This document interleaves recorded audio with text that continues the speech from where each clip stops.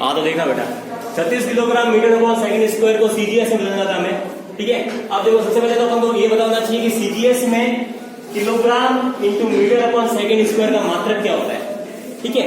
तो सीजीएस के अंदर क्या मात्रक होता है, किलोग्राम को सीजीएस के अंदर किससे बताते हैं, ग्राम के अंदर, ग्राम आ गया, ठीक है। अच्छा मीटर को सीजीएस में किससे बताते हैं बेटा, सेंटीमीटर में, सेंटीमीटर अपॉन सेकंड को तो सेकंड में रखते हैं तो सेकंड का स्क्वायर रह जाएगा, ठीक है। अच्छा हमें पता है कि एक मापन की पद्धति से दूसरी मापन की पद्धति में यदि किसी भौतिक राशि को परिवर्तित करते हैं तो उसका सूत्र क्या होता है, N1 U1 बराबर N2 U2, ठीक है। तो यहां पर क्या आएगा, N1 U1 बराबर N2 U2, ठीक है। चलो N1 का मान कितना है हमारे पास में 36, पहली भौतिक राशि है तो पहली पद्धति है उसका आंशिक मान, ठीक है। कितना है बेटा 36। U1 हमारे पास में कितना है, पहली पद्धति का मात्रक कितना है बेटा, किलोग्राम मीटर बटा सेकंड स्क्वायर, है कि नहीं है। अच्छा अब हम बात करें अगर N2 की, N2 का मान हमें पता है क्या, नहीं पता है तो N2 का मान तो हमें याद करना है।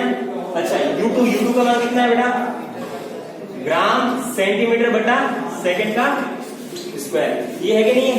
अच्छा अब देखो इसकी वैल्यू रख देंगे, सबसे पहले देखो यहां से अपन को निकालना क्या है, अब देखो N2 का मान नहीं पता है, N1 का पता है, U1 का पता है, U2 का पता है, N2 का मान नहीं पता तो हम क्या करते हैं, N2 बराबर क्या कर देते हैं, N1 U1 बटा U2। कोई प्रॉब्लम नहीं आता किसी को, नहीं। अच्छा अब देखो बेटा N1 का मान कितना 36, तो N1 का मान हमने 36 लगा लिया। U1 का मान कितना है, किलोग्राम मीटर बटा सेकंड का स्क्वायर, तो किलोग्राम गुना किलोग्राम मीटर बटा सेकंड का स्क्वायर। अच्छा बट्टे में क्या आ जाएगा, U2 का मान कितना है बेटा, U2 का मान है ग्राम सेंटीमीटर बटा सेकंड का स्क्वायर, ग्राम सेंटीमीटर बटा सेकंड का स्क्वायर। यहां तक कोई समस्या किसी को, कोई समस्या है क्या। अब देखो ये बट्टे में है, इसको ले जाएंगे तो ऊपर आ जाएगा इधर, है ना, तो ले जाएंगे तो क्या होगा इधर, ठीक है। ये ऊपर आ जाएगा तो क्या होगा बेटा 36, यू क्या रहेगा। अच्छा ये ना सेकंड का स्क्वायर है, ये तो आ जाएगा ऊपर और बाकी ग्राम इंटू सेंटीमीटर ये नीचे रह जाएगा, ठीक है।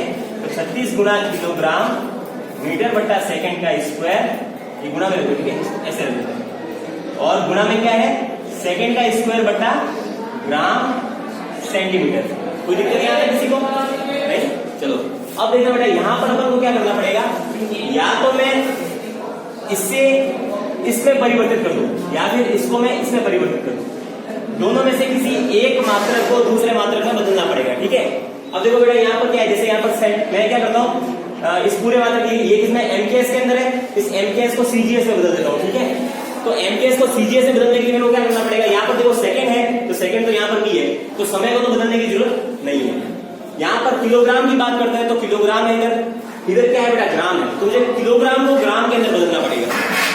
1 किलोग्राम में कितने ग्राम होते हैं बेटा, 1000 ग्राम होते हैं। कितने होते हैं बेटा, ठीक है, 1 किलोग्राम बराबर होता है 1000 ग्राम, ठीक है। 1 किलोग्राम बराबर 1000 ग्राम, ठीक है। अच्छा दूसरी चीज यहाँ पर मीटर है, 1 मीटर में कितने सेंटीमीटर, 100 सेंटीमीटर, 1 मीटर बराबर 100 सेंटीमीटर। यहां तक किसी को कोई दिक्कत नहीं। अच्छा अब मैं ना एक काम करता हूँ, इसको थोड़ा इसको साफ कर देता हूँ फिर आगे बढ़ता हूँ, ठीक है। हाँ ये लिखता है तुम्हें, जल्दी से लिख लो एक बार। अच्छा अब देखो बेटा अब आपको क्या करना पड़ेगा, यहाँ पे या तो मैं इस मात्रक को इस मात्रक में बदल देता हूँ या फिर इसे इसमें बदल देता हूँ, ठीक है। तो मैं क्या कर रहा हूँ, यहाँ पे इस मात्रक को इसमें बदल रहा हूँ, MKS में है ये, इसे मैं CGS में बदल रहा हूँ, ठीक है। तो कैसे बदलूंगा, देखो बेटा किलोग्राम, MKS में किलोग्राम होता है द्रव्यमान का मात्रक और CGS में द्रव्यमान का मात्रक क्या होता है, ग्राम। तो मुझे क्या करना पड़ेगा, यहाँ पर किलोग्राम को ग्राम में बदलना पड़ेगा, ठीक है। तो देखो 1 किलोग्राम के अंदर कितने ग्राम होते हैं, 1000 ग्राम होते हैं, है ना। और दूसरी चीज अब देखो यहाँ पर मीटर है, मीटर को जब अपन CGS से बदलते हैं तो ना अगर अपन MKS की बात करें तो MKS के अंदर मीटर क्या होता है, लंबाई का मात्रक होता है, ठीक है।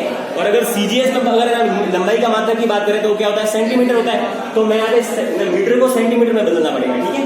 तो 1 मीटर में कितने सेंटीमीटर, 100 सेंटीमीटर।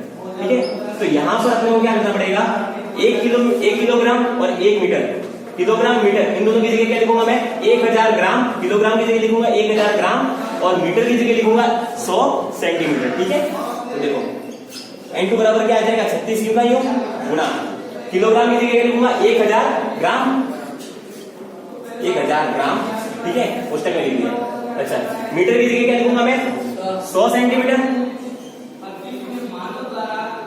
बटा सेकंड, सेकंड तो U का U क्योंकि सेकंड यहां पर भी सेकंड है, एमकेएस में भी सेकंड ही होता है समय का मात्रक और सीजीएस में भी समय का मात्रक सेकंड ही होता है। ठीक है, तो इसको बदलने की जरूरत नहीं है, तो सेकंड का स्क्वायर, और यहाँ पर गुना में क्या आया था, सेकंड का स्क्वायर ग्राम सेंटीमीटर। अच्छा, मात्रक से मात्रक कट जाएगा, ग्राम से ग्राम कट गया, सेंटीमीटर से सेंटीमीटर कट गया, सेकंड के स्क्वायर से सेकंड का स्क्वायर कट गया। यहां तक कोई समस्या?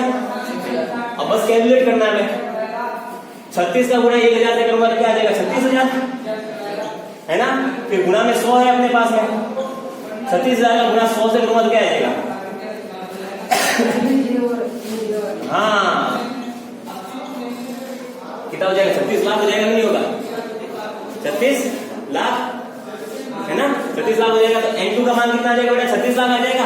अब अपने पास में देखो N1 का मान है, N2 का मान है, U1 का मान है, U2 का मान है, तो ये चारों के चारों मान अपन समीकरण में रख देते हैं, N1 U1 बराबर N2 U2 में। ठीक है, तो N1 U1 बराबर N2 U2 में क्या होगा, N1 की जगह क्या लिखेंगे हम, 36, तो 36 लिख लिया N1 की जगह। ठीक है, मैं यहाँ पे लिख देता हूँ N1 U1 बराबर N2 U2। ठीक है,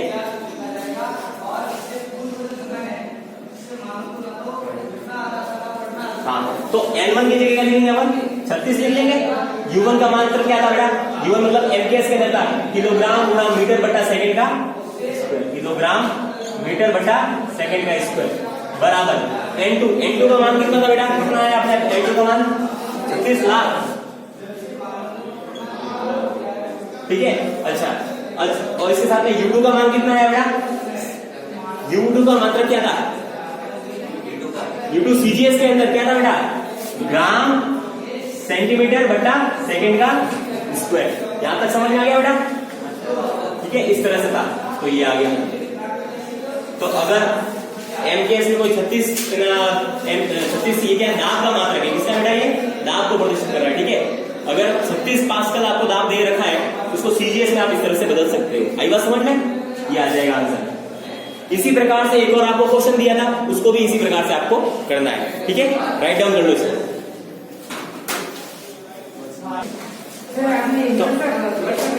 तो आज हम विमाओं के दूसरे उपयोग का अध्ययन करेंगे। ठीक है, दूसरे उपयोग की बात करेंगे बेटा। इसमें क्या था, समीकरण के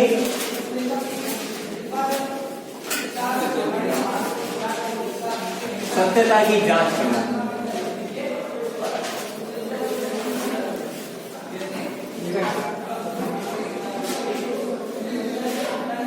कोई समीकरण सत्य है या असत्य है, उसकी सत्यता की जांच हम किस प्रकार से कर सकते हैं। ठीक है, उसका अध्ययन करेंगे।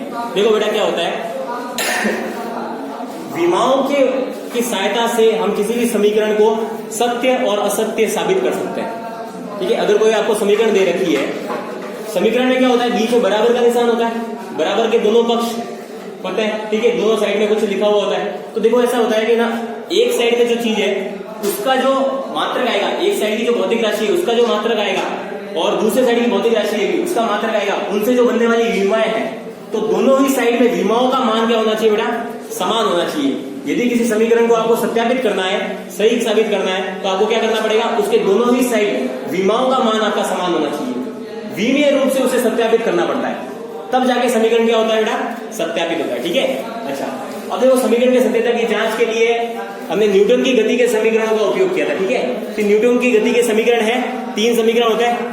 उन तीनों समीकरणों को अगर सत्यापित करेंगे तो हम इन चीजों को समझ पाएंगे कि समीकरण की सत्यता की जांच किस प्रकार से की जा सकती है। न्यूटन की गति के समीकरणों की बात करें तो बेटा 3 समीकरण होता है।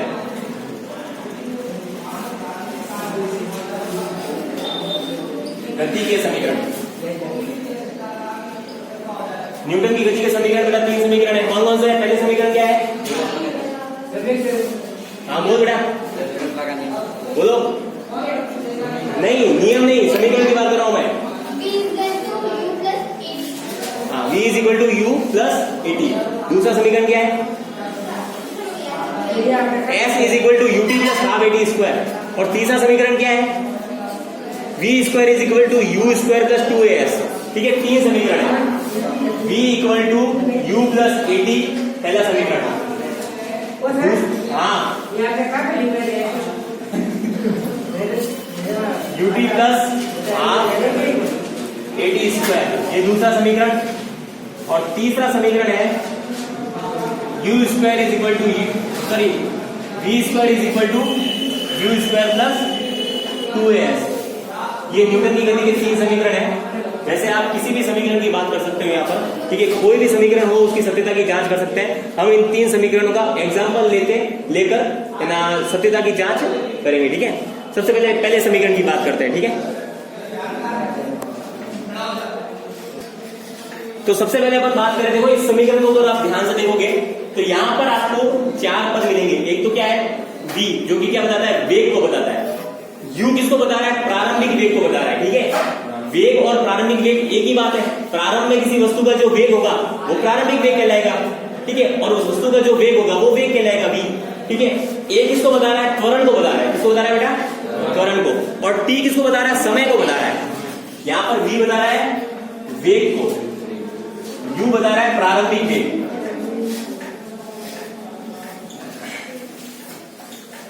a किसको बता रहा है, त्वरण को। और t किसको बता रहा है बेटा, समय को। इस तरह से प्रदर्शित किया गया। ठीक है, अब देखना,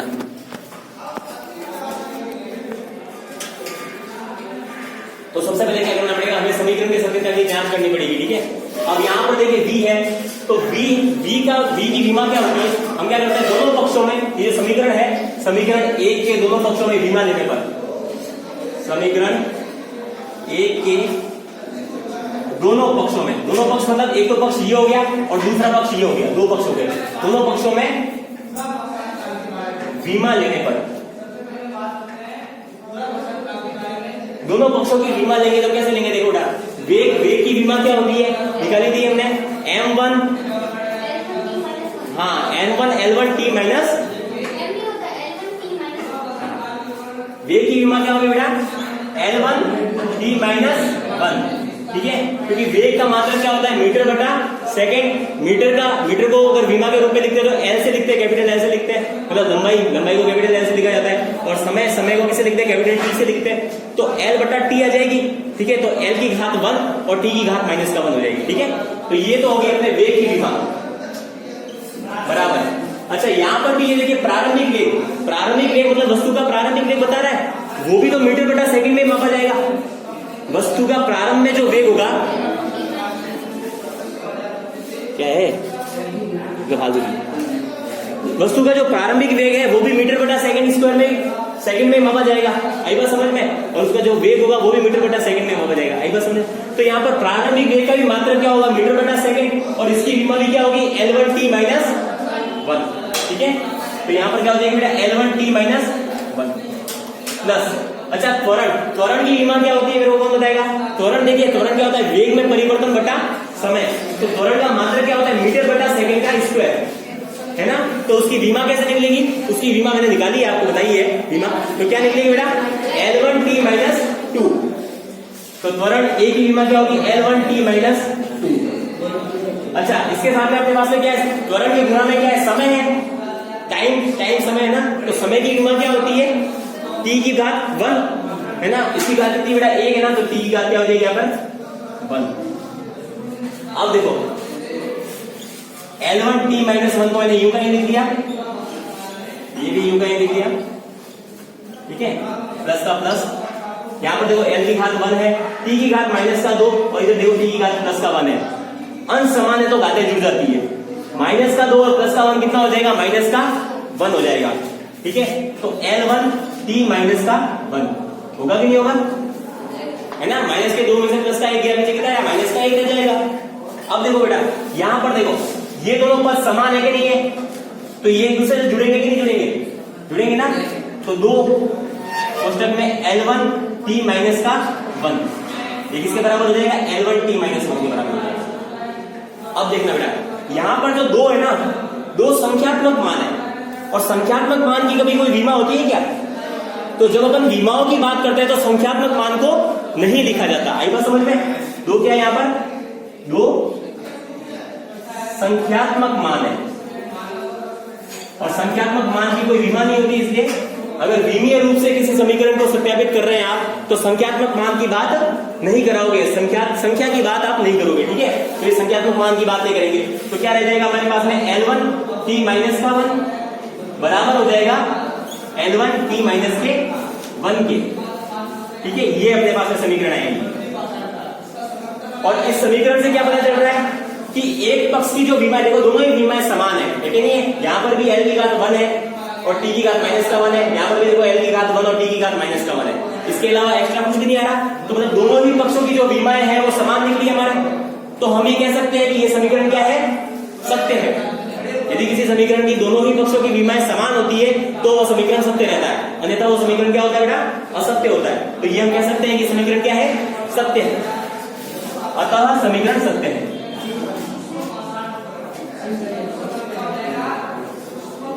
सत्य है, ठीक है?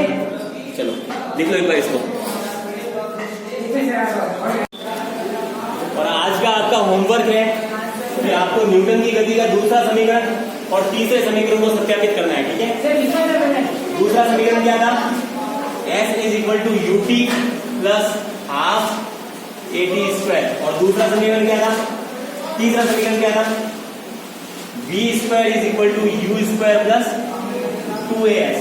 इन दोनों समीकरणों को विमीय रूप से सत्यापित करके लेके आना है, ठीक है? धन्यवाद।